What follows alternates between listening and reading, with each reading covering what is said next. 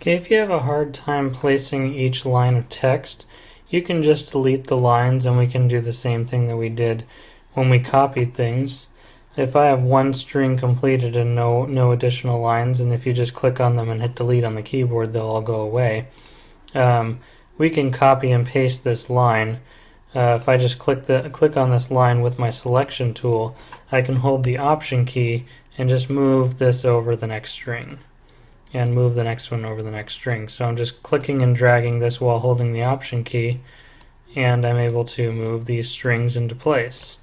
And so now we've got 6 strings saying the exact same thing, so they look very uniform. And we can just nudge these with the arrow tool by selecting on all of them, and now we've got 6-string guitar.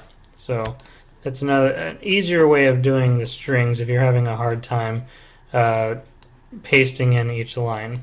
And so we've got the strings going all the way down. Now the next thing that we want to do is add just these 2 little details. I want to add in the circles of text here and the bridge right here. And so I'm going to just put a new layer, and I'm going to name this layer Bridge and Circles.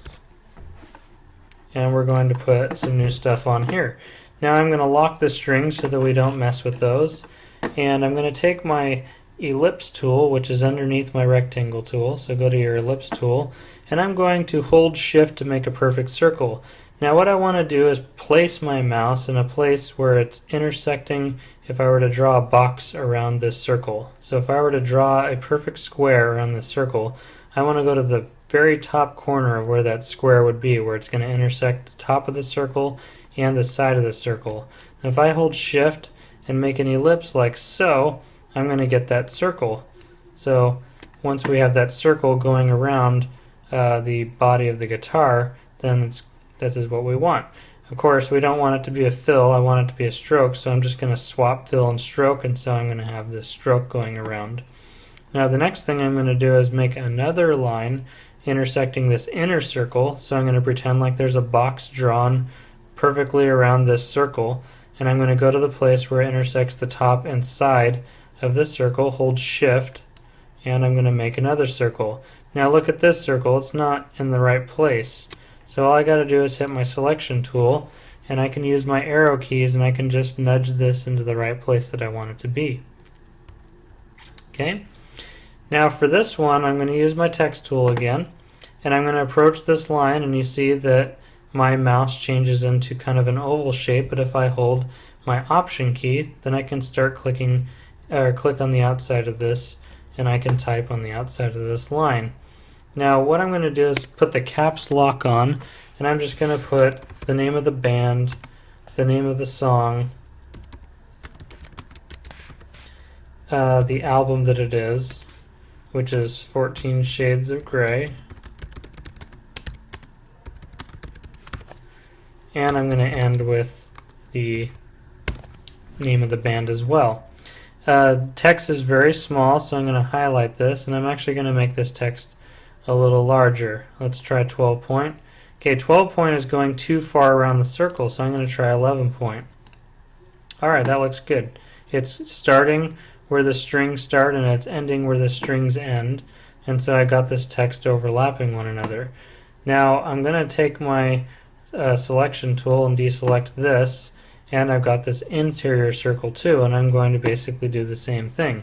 So if I wanted to, I can come up here to this text and highlight it and go to edit, copy, and then I'm going to select deselect, and I'm going to take my text tool and go up to this circle, hold the Option key, click, and I'm going to paste this text in. Now there's too much text here, and so I'm just going to click here at the end, and I'm going to start backspacing.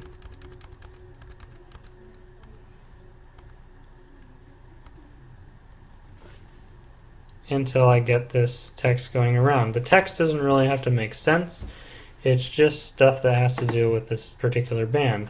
The last thing I'm going to do is use my rectangle marquee tool, my rectangle tool I should say, with a stroke. Whoops, I accidentally changed my text. I need to make sure I select deselect by just clicking somewhere off of what I just had, and I'm going to grab my rectangle tool with a stroke, and I'm going to draw the rectangle around the bridge, and I'm going to grab my text tool, and this time I'm not going to hold Option. I'm going to click so that I type inside this box, and I'm going to put the name of the band.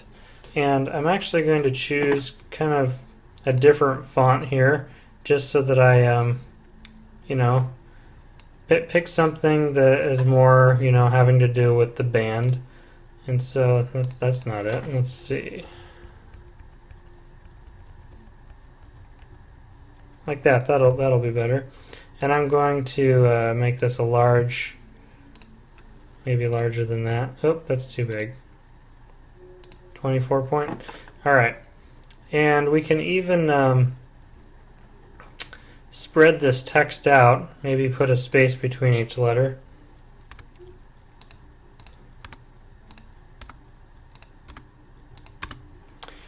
And perhaps if I highlight this and put center, then I can get that centered on there onto the fretboard. And actually, let's see if there's a bold cell for this. Regular. Maybe I'll pick something that has a better feel for the. Oh, that's pretty good. Is there a bold for this? Semi-bold. All right. Good. So there's our guitar. Pretty simple shape. We've got our strings going down, and we've got the name of the band. The circle's done. This is pretty much complete. We can also put it on a black background if we wanted to by making a layer below our guitar body and making the text all white. And that's something that actually I would challenge you to do. If you do want to turn it in like this, where it's just black on white, and I can turn my template off, and this is actually how our image is going to look in the end. So we've got our guitar body with the text following the path, and you can do this with any image. The guitar is a pretty simple one to do. The more detailed you make this, the better. And so we have our guitar body, and you've got words and text.